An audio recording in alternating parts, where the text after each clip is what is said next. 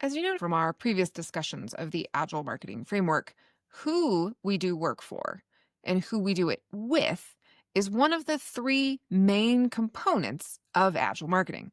The first part of that, who we do our work for, overlaps with another of the main components, what we do, when we start talking about the customer. Because as marketers, we should always be focused on delivering value to our customers.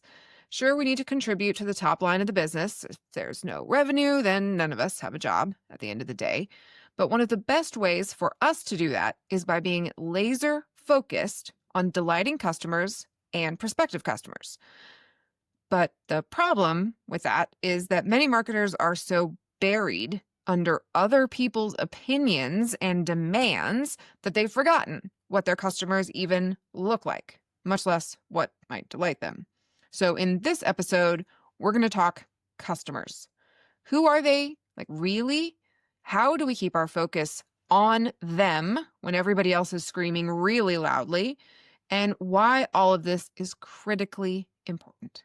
And of course, we're going to see how Agile marketing helps us do all of that. So let's get started. Welcome to the Agile Marketing Edge, the first podcast dedicated to turning Agile theory into real-world marketing breakthroughs.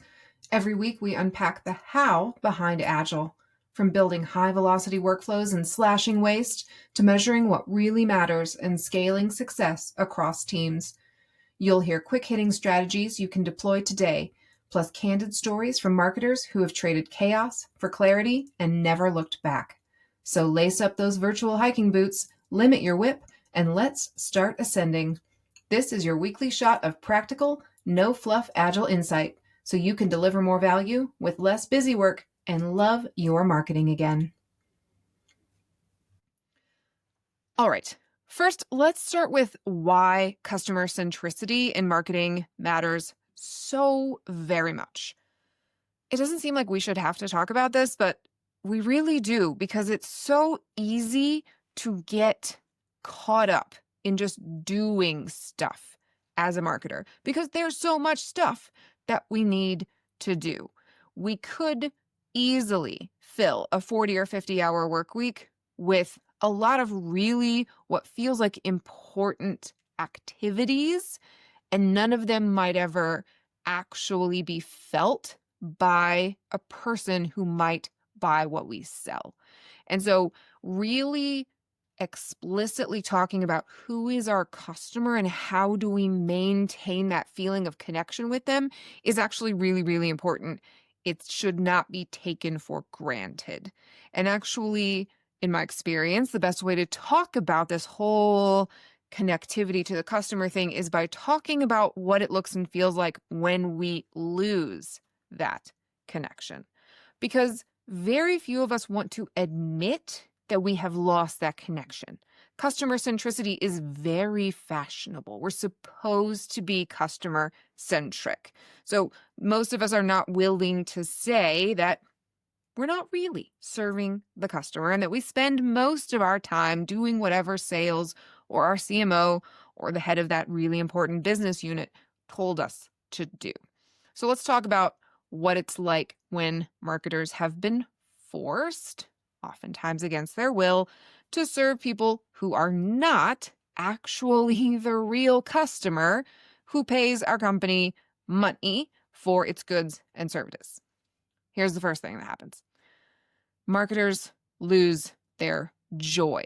They are no longer excited about the work that they do. It's just stuff that they produce. And what happens when that happens is that what they produce is just blah. It's uninteresting and it's not going to make a splash. It's not going to make any impact on the world. And you might think, okay, whatever, that's not that big of a deal, especially if you are a non-marketer. But think about, as a consumer, how much stuff you get bombarded with day to day. Modern marketing is a tooth and nail, no holds barred, bare knuckle brawl for the even smallest amount of attention of your potential customers. If you're not interesting at all, there is no point even getting in the ring. You're going to get knocked out. You are going to lose. And you know who doesn't make interesting stuff? Burned out people who hate their jobs because they spend all day explaining to Dave from sales what a landing page is and why, no, he doesn't actually need another one. And I figure this goes without saying because this is an Agile marketing podcast and most people listening are probably marketers. But just in case there are any non-marketers in the audience, I'm going to say it. Gen AI also does not make interesting stuff on its own. In the hands of a smart, capable, creative marketer, Gen AI can be an amazing tool, but you will not win the fight for attention with AI alone. Yes, it helps. Yes, we should all be using it, but it will not make up for grinding your marketing team into the ground with unrelenting, asinine requests that have nothing to do with what the customer actually wants. In those situations, the collateral and the creative that are produced become an internal rather than an external mirror.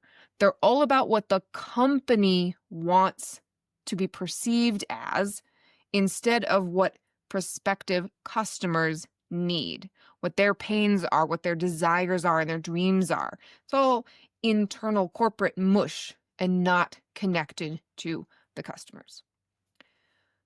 So the last thing that happens when marketers lose connection to their customers is that we get into this us versus them dynamic between marketing and other departments. Because they're always coming to us with landing page, email, microsite, creative, ad, whatever it is. They always need something, right? And we always have some other important thing that we feel like we need to be working on. And so it's this always which will win tug of war situation. And it creates a lose-lose kind of dynamic. Somebody's always going to be feeling left out. So we end up having these internal fights instead of looking for opportunities where there might be good overlap or intersections or opportunities for reuse or, dare I say, cross-functional collaboration. So when marketers become these like short order cooks or order takers, then you lose these organic opportunities that might otherwise bubble up if we were allowing them to be the champions of the customer and look for moments across lots of teams where the customer could become ascendant and could be central to what a lot of people are doing. And we could have efficiencies, economies of scale, all of these things could happen because we're letting marketers stay focused on the customer and not just becoming a churn and burn landing page factory. Okay, so marketers losing their creative spark, bad. Marketing becoming an internal mirror instead of an external one, bad.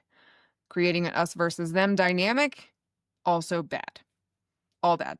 So what are we going to do about it? The first thing we're going to do is grab a hold of one of my favorite coaching phrases, which is, if you can't fix it, make it visible. I'm going to say that again because it's really good. If you can't fix it, make it visible. One of the most powerful Agile practices out there is visual work management. All that means is getting the work out into the open where everyone can see it. There's a lot of ways that can happen, but the most common one is a Kanban board. We'll link in the show notes to a super deep dive on how to build one of these if you don't have one yet, because it's not really that complicated, but it can take some time the first time that you do it.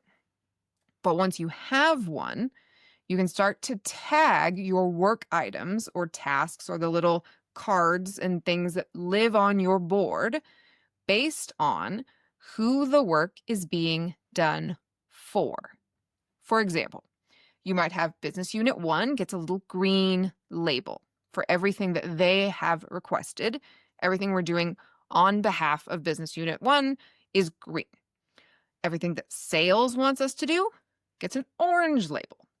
Everything that is an executive request is labeled with a yellow tag, and so forth and so on. However many you need to document the different kinds of requests that you get, that's how many colors that you need. When I used to coach teams in person, back in the pre-COVID days, we would use fun little animals to represent different parts of the business. And however the marketing team felt about you indicated what kind of animal sticker you would get. But these days when we have digital boards, it's just probably going to be a color. So this is really important stuff because we can then differentiate these kinds of internal, I don't want to say nice to have, but I'm going to say it, nice to have requests from mission critical, value add, customer centric work that oftentimes originates from marketing itself. And that type of work should have its own color as well. And in a perfect world, what we would want to see is that useful value add content, eye-catching, brand-building stuff that people are going to sit up and take notice about, that color, the color that represents that kind of work, should be the most prominent thing on your board. The other stuff is still going to have to be there. It's never going to go away completely because people need marketing's help. We're really cool and important and we do valuable work, so they need our help, and that's fine. But we need to make sure that the bulk of what we're doing is focused on the customer, adding value, making an impact, and cutting through all of the noise that's out there to actually reach our customers. So once you have that visualization in place, you need to make use of it. So just having it is nice, but information needs to be deployed. This is a really powerful tool to have when you're in conversation with leadership. And now you got to be careful about how you deploy this because you don't want to make it a confrontation.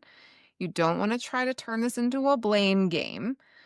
Just make it an observation about what the board has made visible. Something like, about 40% of our time is going toward work for our internal business units, as you can see by the fact that 40% of the cards are purple. It's really delaying the launch of that campaign that our Q3 targets are really dependent on. You see how few yellow cards there are? Those are all the work tied to that campaign. Does this feel like it reflects the organization's priorities right now? No judgment, no blame, curiosity, right? We're having a joint exploration of what the visualized work is telling us. And it won't take too many of these kinds of conversations to really have an impact. And once you start to create broader visibility around what's happening, the next step is to bring together all of the people who are gumming up your board with their requests at key moments and get them to talk to each other about their priorities that are impacting marketing's priorities. Because if sales doesn't know that the biggest and most important business unit in your organization is planning a massive product launch the same week that sales has their biggest, most important sponsored event of the year, of course they're all going to bombard you with demands for stuff at the same time. They are not bad people. They are not doing it just to make your life harder. They are really just trying to prioritize their own most important activities. And it just happens to be that those are happening at the same time. But if we bring people together and allow these intersections to bubble up, then we can plan for it and we can deal with those kinds of overlaps in advance instead of just getting buried under the avalanche of stuff once it's already too late to deal with it. And this is why people is another key component of the who pillar of Agile marketing. We've got to get these real, actual humans together, even if it's not physically together in a room, even virtually together, helps remove some of these issues. And they're going to happen in modern knowledge work in organizations. When you have teams of people, these things are going to crop up. There's no getting around it. The only way to deal with it is to have these conversations. All right, so sticking with the concept of people, let's talk in greater detail about how we figure out who our customer really is. And strictly speaking, right, the customer is the person who ultimately buys the products or services that your company makes. They are the person or the business, if you're B2B, with money, and you're trying to convince them to give it to you instead of somebody else. And in a perfect world, those people or those people at businesses would be the only people we worried about in marketing. And in smaller organizations or smaller marketing teams, sometimes that's still the case. When we're small enough to keep from getting derailed by external requests, sometimes that persists. But as soon as you get beyond a very small team of 3 or 4, and definitely once you get into matrixed organizations and bigger multinational global companies, and marketing has become much more of a service-oriented function that has responsibilities to other groups, that rosy picture of pure customer-driven action is just gone. And in those situations, we start to treat other people in the organization as if they were our customer when they're not. So these 4 groups tend to become customer proxies, and for good reason. So the first group is sales, which is pretty obvious. Marketing and sales work very closely together, and sales communicates so frequently with the customer that it's easy to treat them as a stand-in for the customer, but they are not our actual customer. They are a stakeholder for us, and we should listen to the feedback that they bring us, but we can't allow their voice to take the place of real direct interaction with our customer. The customer needs to override whatever sales wants if those things come into conflict. Similarly, we often have product, if you are in kind of a software tech type marketing role, or maybe a particular business unit, if you're in more of a maybe financial services, or maybe a pharmaceutical marketing role, you've got different products that are being developed, different drugs and things. Those folks that are making the stuff that you are then going to have to market can sometimes feel like they are your customer. But in fact, they should really be a collaborator, not the ultimate authority on how you go to market. Because the internal excitement that we feel about a product or about a feature does not always equate to external relevance. We have to try to tease those two things apart and make sure that what we're doing as an organization is actually in line with what the customer wants. And this is why marketing should be such a powerful role, and we should have such a strong voice and such an important seat at the table, because we can be this neutral party in this conversation.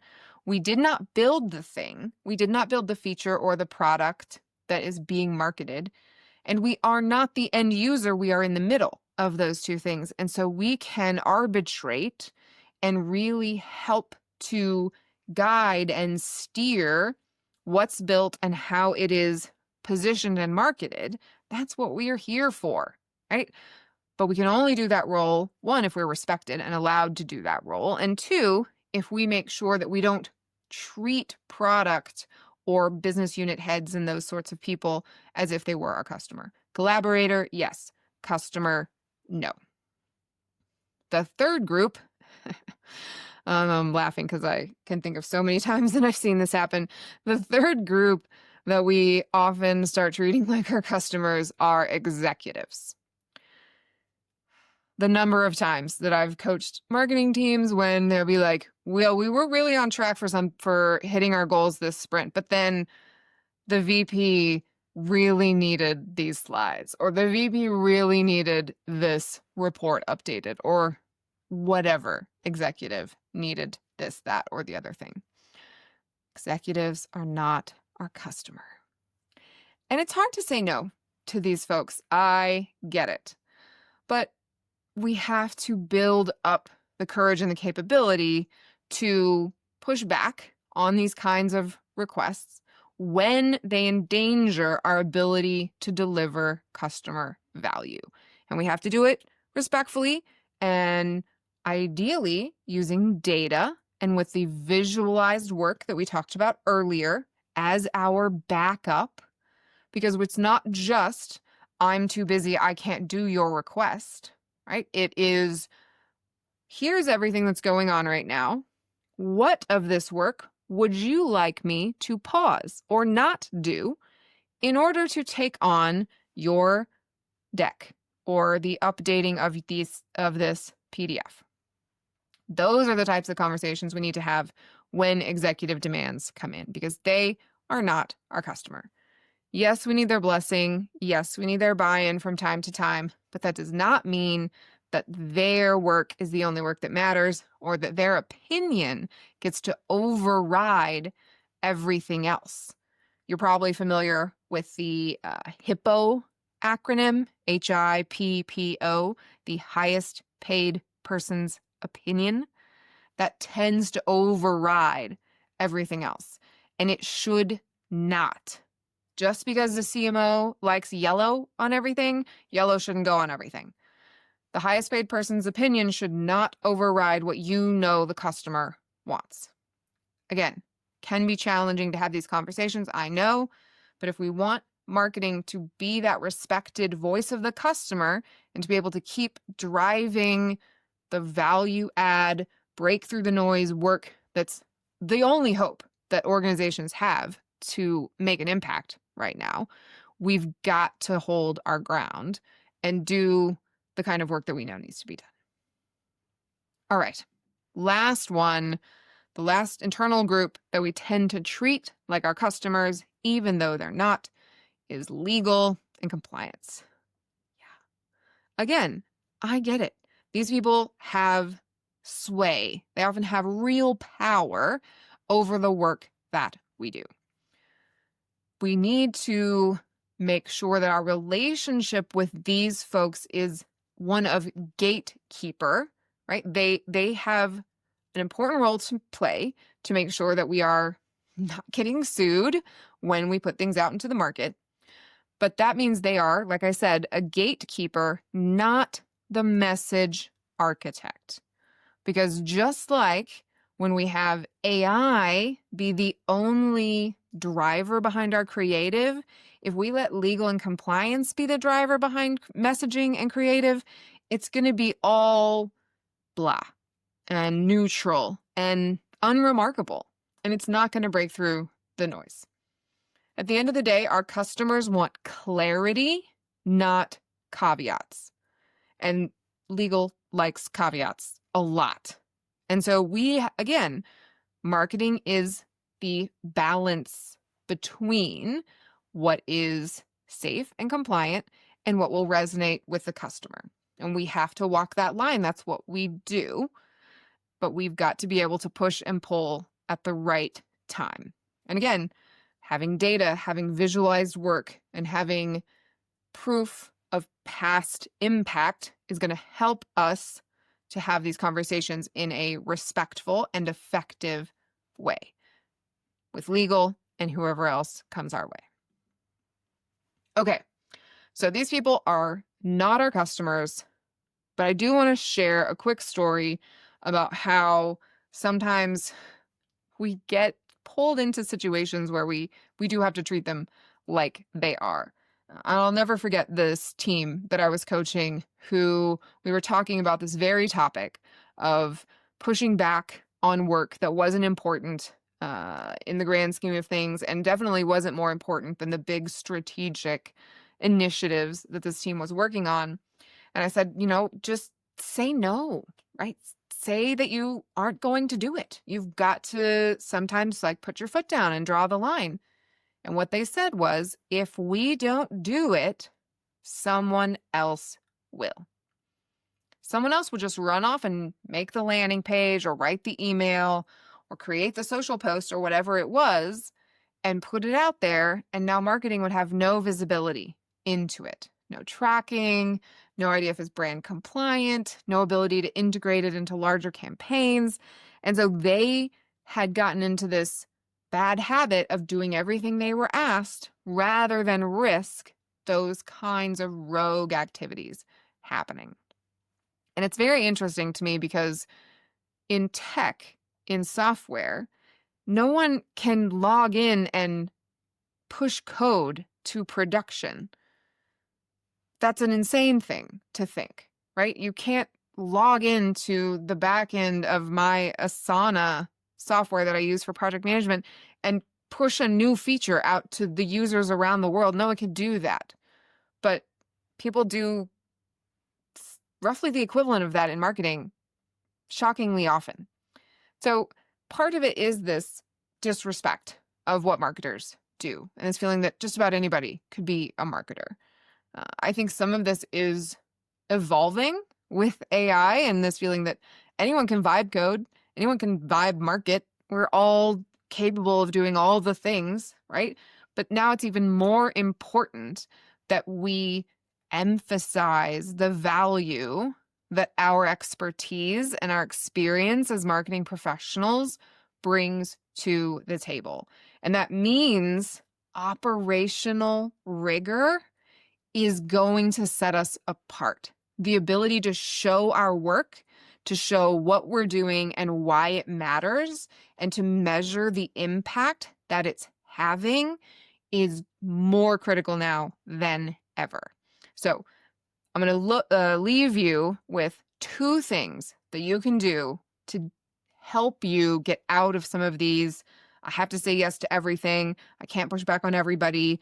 Doesn't matter who the customer is because I have to serve everybody all the time, regardless of what they're asking me to do.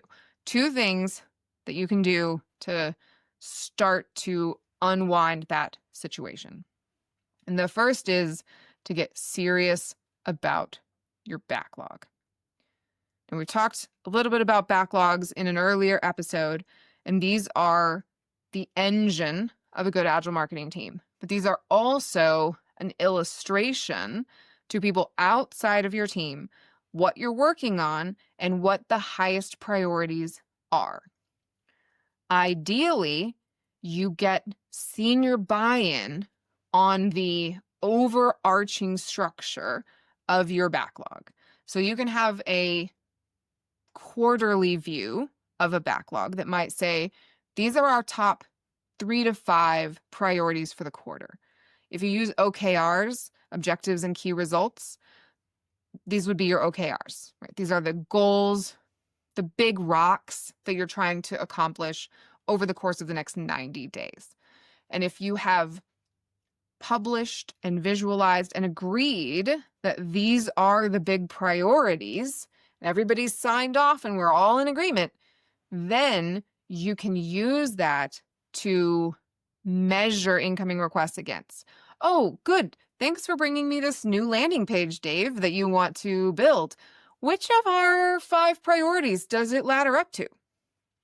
And if they can't point to which priority it ladders up to, it's much easier to say, great, I'm so glad you're here, and this is going to get done, but it's going to get done after the high priority work that is driving value for our customer, as agreed in these high priority OKRs that we all signed off on. And your work is definitely important, and I am going to get to it after the customer-focused work is done. Backlogs are enormously powerful tools for navigating these tricky conversations. You have to build it, right? You have to have it before Dave comes to you with his landing page request. But once you have it, then it can be your absolute best tool for dealing with these kinds of requests. All right. And the second tool, if you can get a hold of one, this one's harder because it's not totally in your control. But if you can get a heat shield manager, do that too. So if you can get someone a level or two above you to buy into these same kinds of concepts, like share this episode with them maybe, and help them understand how overwhelming and unfortunate it is that you are inundated with work that is taking you away from customer centricity and forcing you to do less value-added work. They can become your advocate internally and help you not even have to have the conversation about whether this request ladders up to a larger organizational priority, because that person won't ever even get to you. They would have to go through your heat shield manager first, and they'll bounce right off of your heat shield. Those are the absolute best kinds of managers to have, where they protect the people who are heads down focused on delivering value to the customer, and the manager is protecting their time and their capacity. So if you can get one of those, awesome. If you can't, then I would say your backup second option is to get really good at saying, not right now. I'll get to that, but not right now. Take the request. Don't say no. Don't get a reputation for pushing people away. Take it, but don't start it. Put it in your backlog, but don't start everything the minute that you get it. That alone will help pull some of the load off of you.